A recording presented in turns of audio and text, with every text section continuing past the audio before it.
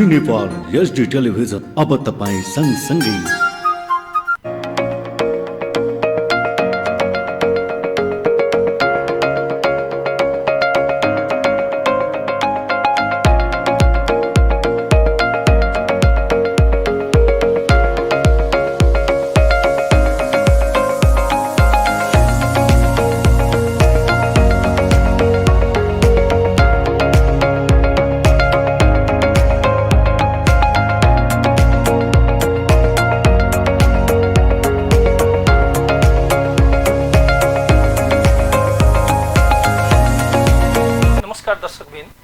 यहाँहरू हेर्दै हुनुहुन्छ जी नेपाल एचडी टेलिभिजनमा शैक्षिक सरोकार कार्यक्रम।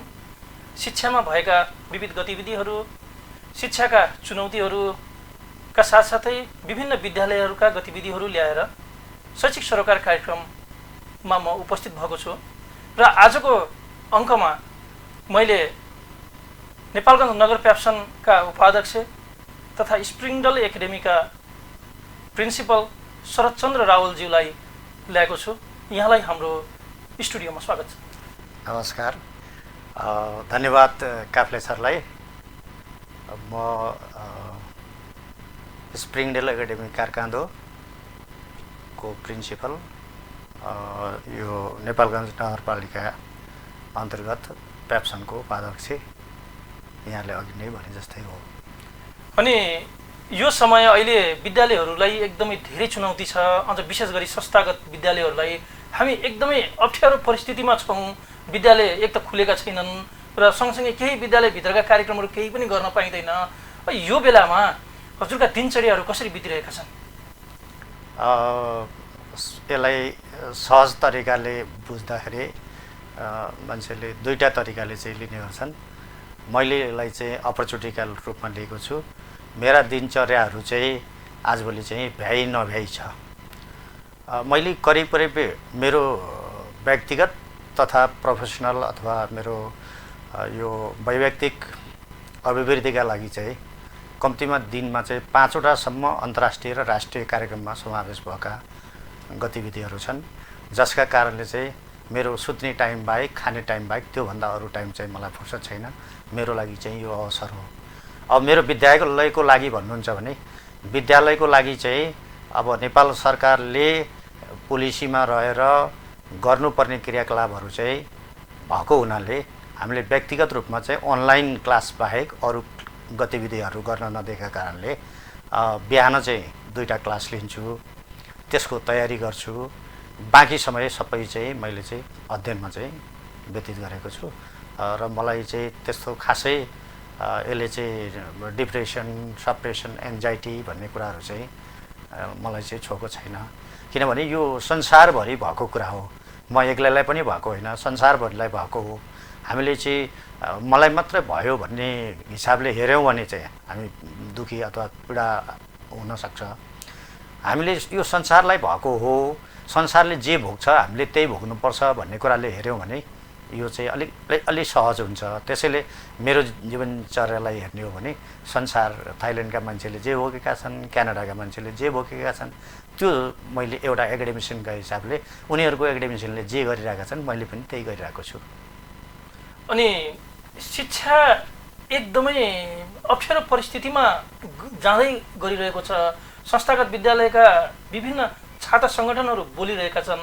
यो बेलामा जसरी संस्थागत विद्यालय चाहिँ अबका दिनहरूमा आफ्ना शिक्षकहरूलाई पाइआएका तलबहरू दिन एकदमै अप्ठ्यारो परिस्थिति बनिसकेको छ भनेर उहाँहरूले थुप्रै विज्ञप्तिहरू सरकारलाई देखाइरहेको बेला यहाँको विद्यालयमा यहाँले आफ्ना शिक्षकहरूलाई के तलब खुवाइराख्नु भएको छ? अब यो संसारभरिको परिस्थितिलाई हेर्ने हो भने हामी कहाँ छौँ भनेर चाहिँ हाम्रो पोजिसन चाहिँ खोज्यौँ भने हामी संसारभरिको पोजिसनलाई हेर्ने हो भने हामी पोजिसनमा चाहिँ तलमाथि चाहिँ छैनौँ, सेम पोजिसनमा हामी छौँ, एउटै ढुङ्गामा छौँ। र अब मेरो व्यक्तिगत हिसाबले चाहिँ मेरो स्कुललाई चाहिँ खुवाको हिसाबले हेर्ने हो भने हामीले चाहिँ चैतसम्मको चाहिँ पुरै स्यालेरी दिएका छौँ उहाँहरूले पाउनुपर्नेमा। तर चैतभन्दा पछाडिकोमा चाहिँ उहाँहरूलाई चाहिँ स्कुलमा बोलाएर हामीले काउन्सिलिङ गरिरहेका छौँ कि विद्यालय चल्ने भनेको यो विद्यार्थीको फिसबाट चल्ने हो। तपाईहरूले अहिले मानवीय मूल्यका आधारमा ह्युमेनिटेरियन भ्यालुका आधारमा चाहिँ अहिले काम गर्नुपर्ने अवस्था हो। भोलि देश र परिस्थिति र अन्तर्राष्ट्रिय स्थिति पोजिटिभ भएको बेलामा तपाईहरूलाई हामीले दिनुपर्ने र तपाईहरूले पाउनुपर्ने कुरा चाहिँ बाट पछि पर्नुहुन्न भनेपछि उहाँहरू चाहिँ स्वस्फूर्त रूपमा चाहिँ उहाँहरूले काम गरिरहेको अवस्था हो र त्यही अनुसार चाहिँ हाम्रो अनलाइन कक्षाहरू उहाँहरूले गरिरहनु भएको छ। अहिले त अब नेपाल सरकारसँग हाम्रो जो माग राखेर हाम्रो अगाडि बढिरहेको क्रियाकलाप छ, जसका कारणले चाहिँ अहिले चाहिँ यो साउन महिनामा चाहिँ चलेका छैनन्। शिक्षा क्षेत्रमा लामो अनुभव, लगभग 2 दशकभन्दा बढी विद्यालयमै आफ्नो जीवन, संस्थागत विद्यालयमै आफ्नो जीवन समर्पण गर्नुभएको छ। यति लामो अनुभव एउटै क्षेत्रमा उही अविरल बगे झैँ, नदी बगे झैँ बगिरहनु भएको छ। थुप्रै चुनौतीहरू, आरोह अवरोहहरू आयो होलान्। हजुरलाई यो जुन संस्थागत क्षेत्रमा आफूले काम गर्दा कतिको सन्तुष्टि मिलेको छ? म चाहिँ चाहे सरकारी अथवा चाहे क्याम्पस, चाहे तपाईँको युनिभर्सिटी, चाहे रिसर्च लेभल, चाहे पोस्ट ग्रेजुएट, जहाँसुकै गरे पनि शिक्षा क्षेत्रको काम गर्ने भनेको शैक्षिक उन्नयनका लागि, देशका लागि चाहिँ गर्ने हो। त्यसैले चाहिँ मैले प्राइभेटमा गरेँ, मैले सरकारीमा गरेँ भन्ने मलाई चाहिँ फिल भएको छैन। म चाहिँ अहिले अनवरत रूपमा चाहिँ 29 वर्ष मैले चाहिँ काम गरेँ। 29 वर्षमा चाहिँ 3 वर्ष मैले सरकारी स्कुलमा काम गरेँ, 2 वर्ष हेडमास्टर, 1 वर्ष सहायक भएर काम गरेँ। र विशेष गरी अब म अछाम जिल्लामा जन्मेको, काठमाडौँमा पढेको, सुर्खेतमा मैले चाहिँ तपाईँको +2 र ब्याचलर चाहिँ सुर्खेतबाट गरिसकेपछि पछि नेपालमा आएँ। यी जति मैले अवरोह गरेँ अथवा यो यात्रा गरेँ मैले चाहिँ तपाईँको यो प्राइभेट स्कुलको लागि, मैले चाहिँ नेपालको सन्दर्भमा चाहिँ एउटा कुरा चाहिँ खड्किएको अथवा मलाई लाग्यो, अहिले हामी इन्स्टिट्युसनलाइज हुन सकेनौँ, मतलब संस्थागत हुन सकेनौँ। यदि हामी नेपालका विद्यालयहरू अथवा जो जहाँ स्थापना भएका छन् ती सबै चाहिँ संस्थागत भएको भए हामीलाई कुनै खालको समस्या हुने थिएन। यो संसारको जो संस्थागत पेसामा आबद्ध भएका विद्यालयहरू छन् उनीहरू संस्थागत भएकालाई चाहिँ समस्या भएको छैन। किनभने संस्थागत हुँदाखेरि चाहिँ उहाँहरूको प्रोभिडेन्ट फन्ड कट्टी हुन्छ, उहाँको इन्सुरेन्सको कुरा हुन्छ, उहाँको स्वास्थ्य बिमाका कुराहरू हुन्छन्, जसका कारणले गर्दा उहाँहरूले यो परिस्थितिलाई मध्यनजर गरेर आफ्नो जो जम्मा भएको पैसाबाट पनि उनीहरूले चाहिँ काम चलाउने अवस्थाहरू हुन सक्थ्यो। त्यो बाहेक अन्य विकल्पहरू पनि हुन सक्थ्यो यदि इन्स्टिट्युसनलाइज भएको भए र स्कुलकै खातामा सबै पैसाहरू जम्मा हुन्थ्यो, जसका कारणले पर्सेन्टेजका हिसाबले पनि दिन सकिने थियो। र इन्स्टिट्युसनलाइज भइदिएको भए अन्तर्राष्ट्रिय दायती निकायहरूले पनि सहयोग गर्ने अथवा समाजका लब्ध प्रतिष्ठित व्यक्तिहरूले जसले सक्छ त्यहाँ डोनेसन गर्ने ठाउँ पनि रहन्थ्यो। तर अहिले भयो के भन्नुहुन्छ भने शिक्षा ऐन र यो कम्पनी ऐनलाई चाहिँ जोडेर नेपालका विद्यालयहरू चाहिँ जब खडा भए त्यसका कारणले यो परिस्थिति सिर्जना भएर नेपाली विद्यालयहरू, प्राइभेट स्कुलहरू, संस्थागत विद्यालयहरू अन्य देशका तुलनामा चाहिँ कमजोर हुनुको एउटै मात्रै पार्ट हो। यो इन्स्टिट्युसनलाइज भएको भए त्यो समस्या चाहिँ हुन्थेन। अस्ट्रेलियामा हुने, इन्डियामा हुने, चाइनामा हुने जे समस्या उनीहरूलाई हुन्थ्यो त्यो समस्या हामीलाई हुन्थ्यो। एउटा गुजरातको मैले तपाईँलाई उदाहरण दिन्छु। गुजरातमा चाहिँ इन्स्टिट्युसनलाइज भएका स्कुलहरूको लागि गुजरात सरकारले चाहिँ तपाईँको प्याकेज प्रोग्राम बनाएको छ, त्यसमा चाहिँ अन्तर्राष्ट्रिय दायित्व निकायहरूले सपोर्ट गरिरहेको छ। भनेपछि हामीले पनि त्यो अवस्था भएको भए हामीले पनि गर्न सक्थ्यौँ र उनीहरूले पनि त्यसमा हात हाल्न सक्थे। तर हाम्रो जो फाउन्डेसन भयो यो संरचनात्मक स्थापना कालदेखि चाहिँ त्यो चाहिँ भएन। मेरो अबको परिकल्पना भनेको विद्यालयलाई नेपालको संविधानको यो धारा 51 को ज को 2 मा उल्लेख भए अनुसार यो प्राइभेट स्कुल होस् वा सरकारी स्कुल होस्, दुईटै स्कुल चाहिँ सेवामूलक हुनुपर्छ भन्ने कुरा उल्लेख गरेको छ। त्यसैले स्कुल चाहिँ सेवामूलक हुनुपर्छ भन्ने कुरामा म चाहिँ एकदमै दर्त चित्तका साथ यो मलाई चाहिँ कोरोनाले सिकाएको पाठ हो। अनि यो संस्थागत र सामुदायिक विद्यालय जो हेर्ने दृष्टिकोण छ एक आपसमा एकदमै पृथक फरक छ। र संस्थागत भन्ने बित्तिकै एक किसिम शिक्षाको हिसाबले अब्बल भएको अथवा पढाइमा एकदमै निरन्तरता दिइरहने, राम्रा विद्यार्थीहरू उत्पादन गर्ने वास्तव भएको पनि छ। अनि संस्थागत जुन सरकारी विद्यालयहरू छन् त्यहाँ चाहिँ हरेक चिजहरू चाहिँ विद्यार्थीले पनि हरेक सुविधाहरू बढी पाएको र राज्यले हेर्ने दृष्टिकोण पनि संस्थागत र चाहिँ सामुदायिकमा फरक भएका कारणले गर्दा कहिले कहिले हजुरलाई खड्किँदैन यसरी राज्यले चाहिँ हामीलाई कम्पनीमा राखिदियो, एउटा एज अ कार्पोरेट जस्तो देखियो भने एउटा बिजनेस आफै गर भनेर बनाइदिए जस्तो देखियो, तर सेवामूलक भइदिएको भए आज हामी वास्तवमै सेवा गरिरहेछौँ जस्तो हुन्थ्यो जस्तो लाग्दैन? अब यो नेपालको सन्दर्भलाई हेर्दाखेरि अब यो फिलिङ कसरी दिने भन्ने कुरा हो। मलाई चाहिँ त्यस्तो लाग्दैन। तर साथीहरूले के फिलिङ गर्छन् भने हामीलाई चाहिँ सरकारले चाहिँ हेरेन गरेन भन्ने। सरकारलाई हामीले के गर्यौँ त? हामीलाई त सरकारले गरेन, हामीले चाहिँ सरकारलाई के गर्यौँ? हामीले के साँच्चीकै हाम्रा अब्बल विद्यार्थीहरू यो देशका लागि चाहिँ अब्बल भए त? साँच्चीकै के हाम्रा विद्यार्थीहरूको पर्सेन्टेज चाहिँ नेपाल सरकारको यो खर्दारदेखि लिएर तपाईँको सचिव लेभलसम्म चाहिँ हामीले पुर्यायौँ त? करिब करिब नेपालको यो संस्थागत विद्यालयको 2 दशकको इतिहासलाई हेरौँ, देश बनाउने उत्पादन गऱ्यौँ कि विदेश जाने उत्पादन गऱ्यौँ? और यहाँनिर मैले तपाईँलाई के जोडेँ भने अब अहिले संसारभरि चाहिँ किन क्लाइमेट चेन्ज भयो, किन चाहिँ ग्लोबल वार्मिङ भयो, पृथ्वीको सस्टेनेबिलिटी छ कि छैन, हाम्रा भविष्यका सन्ततिहरू बाँच्छन् कि बाँच्दैनौँ, हामीले जस्तो पृथ्वी प्राप्त गऱ्यौँ त्यही पृथ्वी हाम्रा सन्ततिलाई दिन सक्छौँ कि सक्दैनौँ भन्ने खालको शिक्षा हामीले दियौँ? प्रश्न चिन्ह त्यहाँ हो। त्यसैले हामीले ग्लोबलाइजेसन भन्यौँ तर लोकलाइजेसनको कुरा कहिले पनि गरेनौँ। हामी करिब करिब 2 दशकमा यसरी दौड्यौँ कि लोकलाइजेसनको कुरा नै गरेनौँ। ग्लोबलाइजेसन भन्यौँ, दौडमा यो रेसमा चाहिँ दौड्यौँ। तर अहिले आएर विश्वले के रियलाइज गर्यो भने ग्लोबलाइजेसन र लोकलाइजेसन भनेको इक्वल हो। ग्लोबलाइजेसन पनि आवश्यक छ, लोकलाइजेसन पनि आवश्यक छ, स्थानीयकरण आवश्यक छ, इन्डिजिनियस नलेज चाहिँ आवश्यक छ भनेर भनियो। अब इन्डिजिनियस नलेजमा प्राइभेट स्कुलमा पढेको बच्चाले कुन चाहिँले गीता पढ्यो, कुन चाहिँले महाभारत पढ्यो, कुन चाहिँले वेद पढ्यो?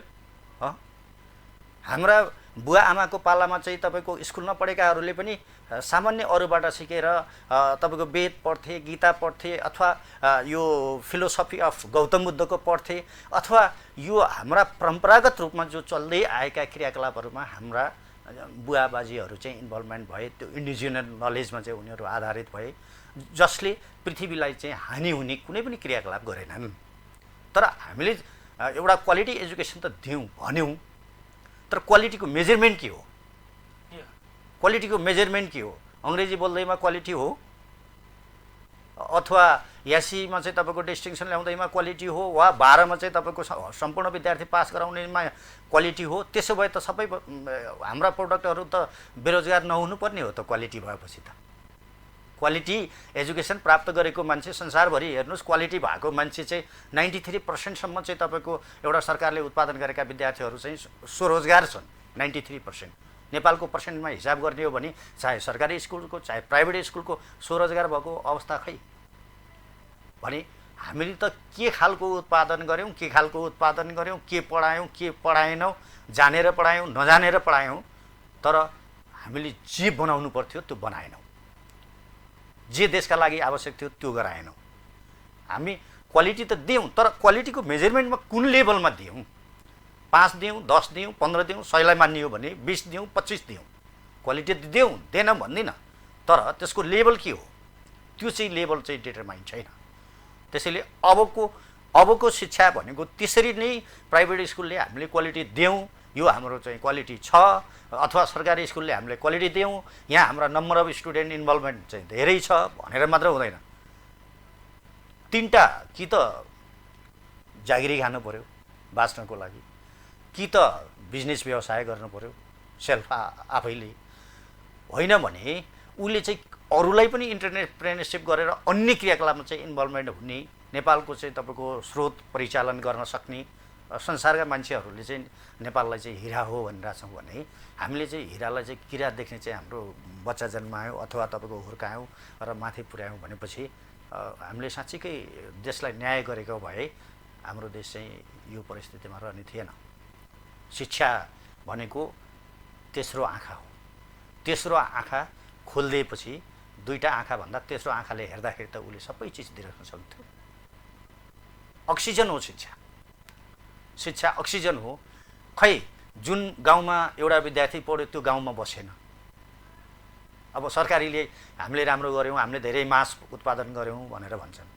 सरकारीमा पनि पढेको बालबालिकाहरू जो त्यो गाउँमा पढ्यो त्यो गाउँमै नबस्ने चाहिँ परिपाटी सिर्जना भयो। प्राइभेटको त भयो, सरकारीको पनि जो गाउँमा चाहिँ उत्पादन भयो त्यो गाउँमा नबस्ने परिपाटी भयो भने जो देशमा चाहिँ तपाईँको आवश्यक थियो त्यो देशमै नबस्ने भयो भने के साँच्चीकै यहाँ केही पनि छैन त? के यहाँ विकल्प छैन? खै त क्रिटिकल थिङ्किङ, क्रिटिकल पेडागोजी पढाएको खै? 21st सेन्चुरी स्किल खै? त्यसैले क्वालिटी त दिउँ, केही मात्रामा दिउँ होला, तर मेजरमेन्टलाई हेर्ने हो भने यहीँ नेपालमै बसेर गरी खाने अथवा नेपालमै चाहिँ कुनै नयाँ क्रिएसन इनोभेसन गरेर देश बनाउने, आफू बन्ने, समाज बन्ने खालको चाहिँ परिस्थिति चाहिँ सिर्जना भएन।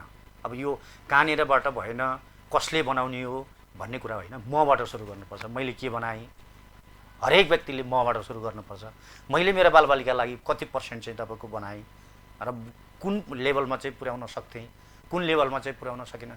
किनभने अल्प ज्ञानले चाहिँ तपाईँको मेरो आफ्नो अहिलेको एनालाइसिस पनि के छ भने हिजो मैले त्यो बेलामा चाहिँ यस्तो खालको अहिलेको इन्भाइरोमेन्ट पाएको भए, मैले त्यो बेलामा चाहिँ जब शिक्षामा छिरेँ त्यतिखेर चाहिँ यो लेभलमा छिरेको भए मैले धेरै गर्न सक्ने रहेछु। किनभने अहिले मैले जुन लेभलको ज्ञान हासिल गरेको छु त्यो बेला मसँग त्यो ज्ञानको लेभल थिएन। किनभने त्यो त नेपालको शिक्षा प्रणालीले दियो हो। मैले आधा सरकारीमा पढेँ, आधा चाहिँ प्राइभेट स्कुलमा पढेँ। मेरो लागि त दुवैजना दोषी हो, दुइटै दोषी हो, सरकारी पनि दोषी हो, प्राइभेट पनि दोषी हो। भने मैले त्यो लेभलको शिक्षा, लाइब्रेरी शिक्षा भन्नुहोस्, स्किलका कुरा, थिङ्किङका कुरा, इमेजिनेसनका कुरा, शिक्षामा त थुप्रै कुराहरू छन्। भने एकोरो एन्सर क्वेसन लेखाएर अनि रटेर अनि कपीमा फरर लेखेर त्यसपछि जाँच दिएर पास भएपछि त म त हिरै हुँ भन्थेँ त त्यतिखेर। खै त त्यसले त मलाई त दिएन केही, ब्याक टु फेरि तपाईँको फेरि पढ्नु पऱ्यो भनेपछि त्यस्तो खालको शिक्षा प्रणालीले देशलाई पनि गर्दैन, मलाई पनि गर्दैन, समाजलाई पनि गर्दैन। अनि शिक्षामा थुप्रै चुनौतीहरूका कुराहरू हजुरले आयामिक चुनौतीका कुराहरू अहिले गर्नुभयो। यो जुन शैक्षिक प्रणाली छ, जस्तो पाठ्यक्रम विकास बोर्ड छ, त्यसले बनाएका पाठ्यपुस्तकहरू त हामीले पढाउनै पर्छ होइन, यो त गभर्मेन्टले नै भनेको छ। अनि यिनी पाठ्यपुस्तकहरू, पाठ्यक्रमहरू जुन हामीले विद्यालयमा लागू गर्छौँ यिनी प्राचीन शैलीकै छन्, उस्तै छन्, कुनै पनि चेन्जेस छैन। अनि हजुरले पनि तिनीलाई अनुसरण गरेर पढाउने हो, त्यसमा कसरी आयामिक आउन सक्छ होला त? अब हामीले मेन फोकस भनेको करिकुलमलाई, अहिले हाम्रो प्राइभेट स्कुललाई ब्लेम लाउने पनि गरेका छन् र म त्यो कुरामा पनि केही कुरामा म चाहिँ सहमत छु। के कुरामा सहमत छु भने मलाई चाहिँ तपाईँको कुनै पनि प्राइभेट स्कुलमा जहाँ मैले काम गरेँ त्यो प्राइभेट स्कुलले ल यो करिकुलमबाट पढाउनुपर्छ र curriculum is the major things भनेर चाहिँ तपाईँको त मलाई चाहिँ अराइएन, गराइएन। भनेपछि मैले त सेल्फ लर्निङ, सेल्फ डाइरेक्टेड भएर म त्यो त्यसमा फोकस भएको। करिकुलम चाहिँ नेपालको चाहिँ राम्रो छैन भन्दिनँ मैले, किनभने करिकुलम संसारभरि बनाउने, विज्ञहरूले बनाउने हो, उत्कृष्ट मानिसहरूले बनाउने हो। त्यो देशमा छैनन् भने पनि हायर गरेर भयो भने करिकुलम बनाइन्छ, कि त कसैको स्याम्पल हेरेर बनाइन्छ। करिकुलममा चाहिँ मैले खोट देख्दिनँ। खोट भएको कहाँ हो भन्नुहुन्छ भने जब करिकुलमलाई व्यवहारमा ल्याउनको लागि पुस्तक छपाई गरिन्छ, जब करिकुलमलाई चाहिँ तपाईँको कक्षा कोठामा लिनको लागि टिचर हायर गरिन्छ, चाहे प्राइभेट चाहे सरकारी। अब उसले चाहिँ त्यो करिकुलमलाई चाहिँ कहिल्यै पनि तपाईँको दिमागमा लिँदैन, करिकुलम अनुसार उसले कहिल्यै पनि प्रिपरेसन गर्दैन, करिकुलम अनुसारका एक्टिभिटिज पनि गर्दैन, करिकुलम अनुसारका तपाईँको एसेसमेन्ट पनि गर्दैन, मूल्याङ्कन पनि गर्दैन, करिकुलमका आधारमा हुने क्रियाकलाप पनि गर्दैन। भनेपछि अनि कसरी चाहिँ तपाईँको करिकुलमलाई दोष लगाउन सकिन्छ? त्यसैले म करिकुलमलाई दोष लगाउने पक्षमा छैन। करिकुलम एकदमै जी छ, ठिक छ, तर समय परिस्थिति अनुसार 10 वर्षदेखि 20 वर्षमा चेन्ज हुनुपर्छ, प्याराडाइम स्विच अथवा ट्रान्सफर्मेटिभ हुनुपर्छ, डाइनामिक हुनुपर्छ, फ्लेक्सिबल हुनुपर्छ। तर त्यो भएन होला, तर 10 को ठाउँमा 15 वर्ष लाग्यो होला, तर चेन्ज चाहिँ भएको छ। भने अहिले तपाईँको 1, 2, 3 को करिकुलम आएको छ, स्टिम एजुकेसनलाई आधार बनाएर आएको छ, मल्टिपल विषयहरूलाई चाहिँ तपाईँको डाइनामिक हिसाबले चाहिँ इन्टिग्रेटेड मल्टिडिसिप्लिनरीका हिसाबले, ट्रान्सडिसिप्लिनका हिसाबले पढाऊ भनेर बनाएको छ। करिकुलमले स्पष्ट दिशानिर्देश गरेको छ। अब सरकारले चाहिँ तपाईँको किताब चाहिँ तपाईँको वर्कसिटका आधारमा ओक टाइपको मात्रै किताब बनाएको छ, किताब नै हुबहु चाहिँ सर्वमान्य बनाएको छैन। तर अब त्यो कुरो त तपाईँको जसले पढाउने हो त्यो कुरो त बुझ्न पऱ्यो नि। म प्रिन्सिपलले बुझेर हुनेवाला होइन, मैले चाहिँ तपाईँको अरूलाई भनाउँला बुझाउँला आफ्नो ठाउँमा छ, तर जो पढाउने मान्छेले हो त्यो कुरो चाहिँ उसले बुझ्न जरुरी छ। यहाँ चाहिँ तपाईँको विश्वभरि चाहिँ को शिक्षा के छ भन्नुहुन्छ भने लाइसेन्स लिने हुन्छ, तपाईँको लाइसेन्स रिन्यू गराउने हुन्छ। 5 वर्ष अथवा 2 वर्ष अथवा तपाईँको 10 वर्षमा चाहिँ लाइसेन्स रिन्यू गराउने हुन्छ। अब करिकुलम त चेन्ज भयो, लाइसेन्स रिन्यू हुने भइदिएको भए उनीहरूको चाहिँ तपाईँको यो अहिलेको स्टेम एजुकेसनमा आधा अथवा डाइनामिक जो अहिले मल्टिडिसिप्लिनरीको करिकुलम आएको छ त्यो चाहिँ तपाईँको उनीहरूले पनि त्यसमा पढ्थे, उनीहरूको विषयवस्तु बन्थ्यो, कन्टेन्ट बन्थ्यो, परीक्षाका लागि भए पनि पढ्थे। तर अहिले किताब अथवा चेन्ज भयो भन्छन् उनीहरूले, करिकुलम चेन्ज भयो भन्दैनन्, किताब चेन्ज भयो भने अब कसरी पढाउने भन्ने कुरा त अल्लमल्ल छ। अब यहाँ न सरकारले चाहिँ तपाईँको अधिराज्यभरिका स्कुल खोल्ने भनेको छ, त्यो 1 2 3 को करिकुलम चेन्ज भएको छ, त्यसमा पनि 1 को यो वर्षबाट लन्च हुने हो। 1 को तालिम प्राप्त नगरिकन शिक्षक कक्षा कोठामा गएर पढाउन अवस्थै छैन भनेपछि अब स्कुल खुलेन मात्रै के चाहिँ तपाईँको स्कुल खुल्दैमा चाहिँ कक्षा कोठामा सबै विद्यार्थीले पढ्न सक्ने वातावरण छ? नयाँ करिकुलम लन्च भएको करिकुलम चाहिँ पढाउन सक्छन्?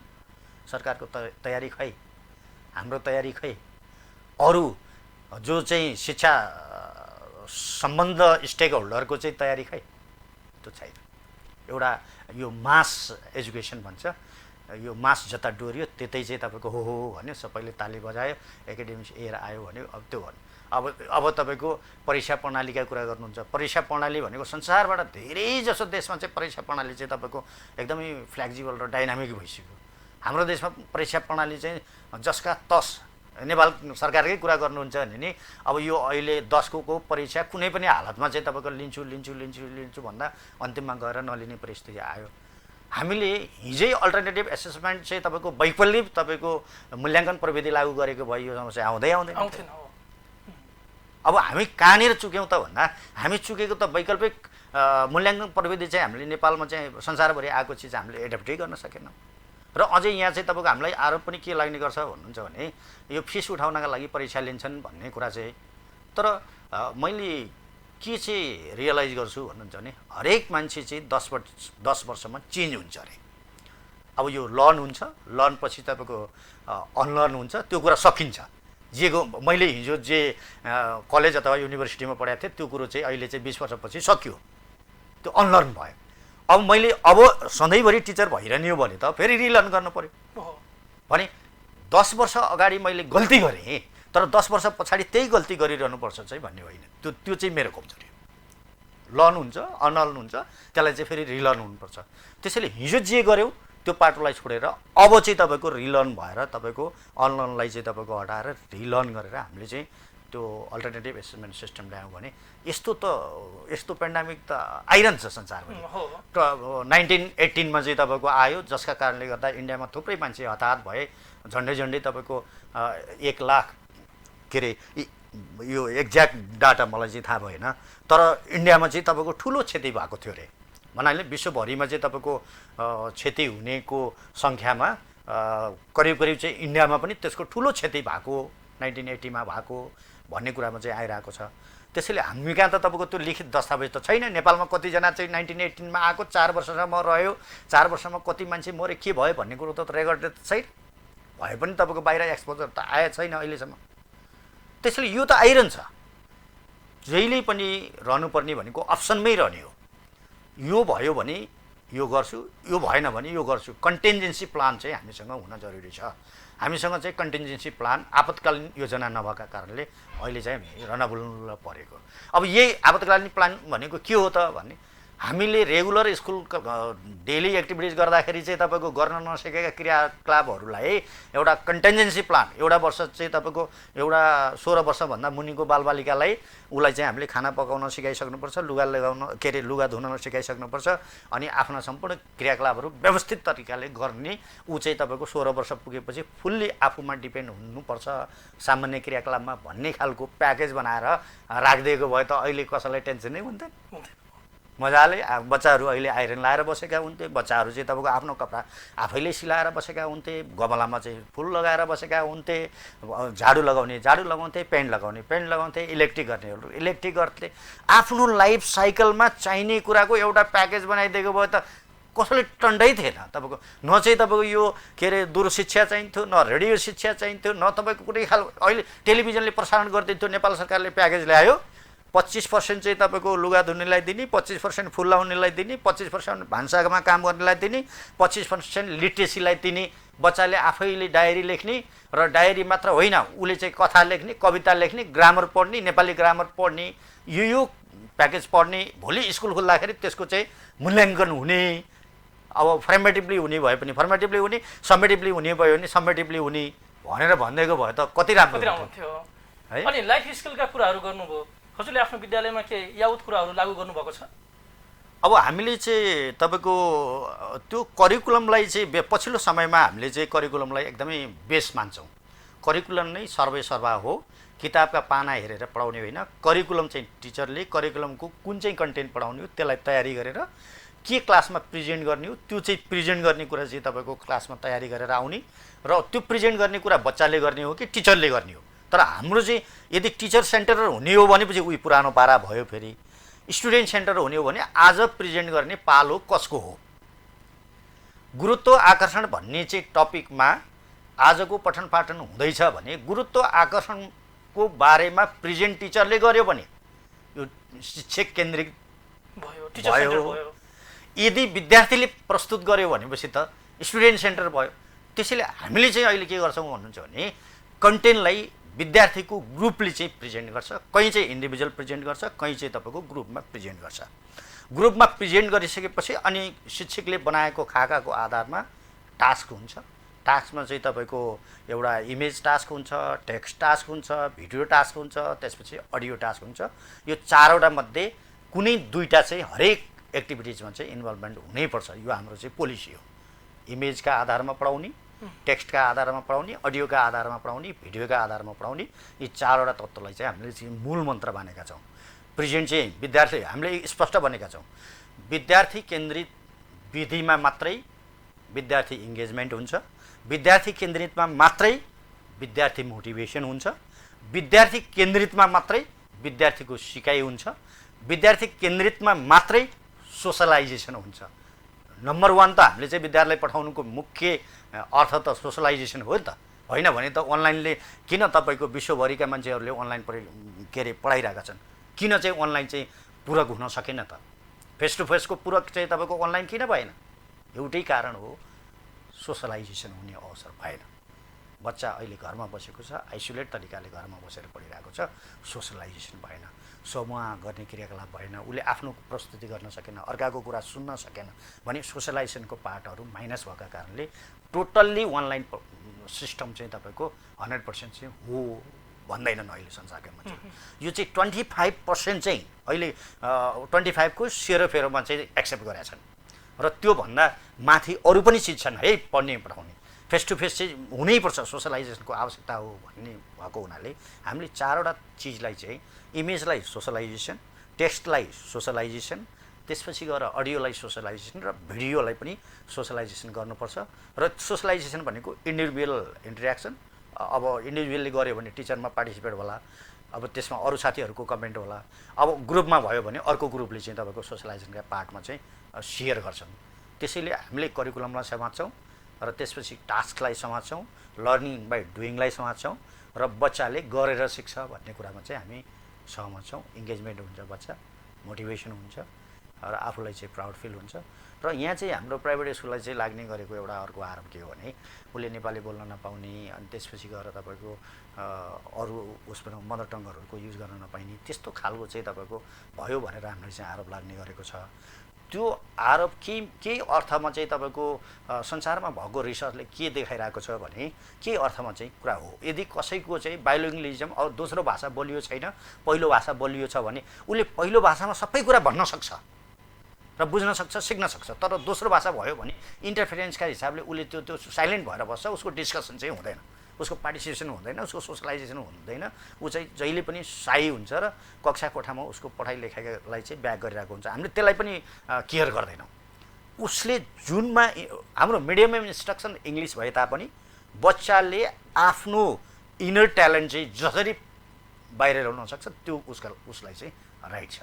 हामी चाहिँ त्यो ब्रिटिस काउन्सिलको प्रोग्राममा चाहिँ छौँ, दुईवटा प्रोग्राम चलाइरहेको छौँ। एउटा फिल्म मेकिङ प्रोजेक्ट चलाइरहेका छौँ भने एउटा चाहिँ इन्टरनेसनल स्कोर अवार्डमा चाहिँ पार्टिसिपेट गरिरहेको छौँ।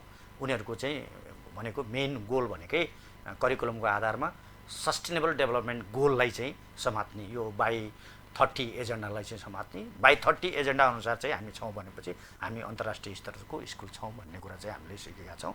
हामी त्यसलाई चाहिँ समातेर हामी चाहिँ अगाडि बढिरहेको अवस्था हो। हामीले अहिले चाहिँ यही हो हाम्रो प्र्याक्टिस। हामी कार्यक्रमको अन्तिममा छौँ। व्यस्त समयका बावजुद पनि हाम्रो यस कार्यक्रममा आई आफ्ना मनमा लागेका र विद्यालयका विविध गतिविधिहरूका बारेमा जानकारी दिनुभएकोमा यहाँलाई धेरै धेरै धन्यवाद। यहाँसम्म बोलाउनु भयो र यहाँ मलाई चाहिँ बोल्ने अवसर दिनुभयो।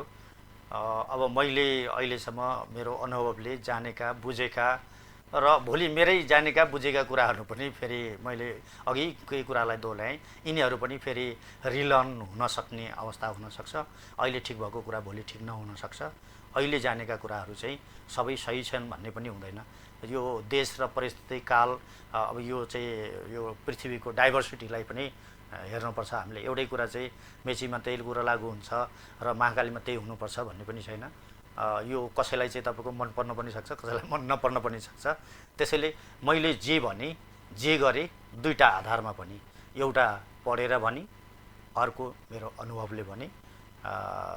यहाँहरूले यहाँसम्म मलाई बोलाइ सहयोग गर्नुभयो र मेरा शब्दहरू राख्ने अवसर दिनुभयो। यहाँहरूलाई धेरै धेरै आदरणीय दर्शकबिन, thank you.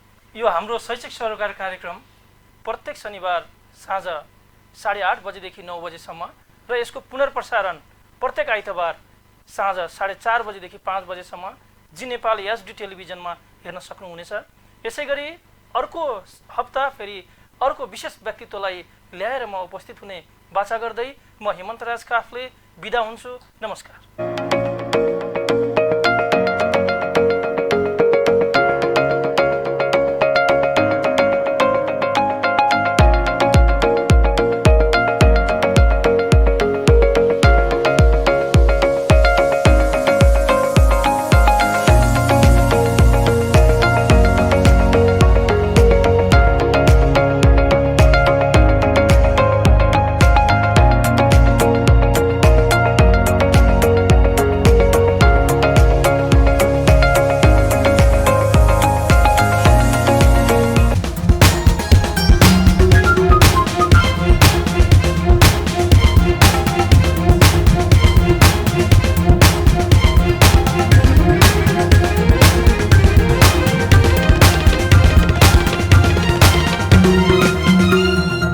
G Nepal HD television अब तपाईँ सँगसँगै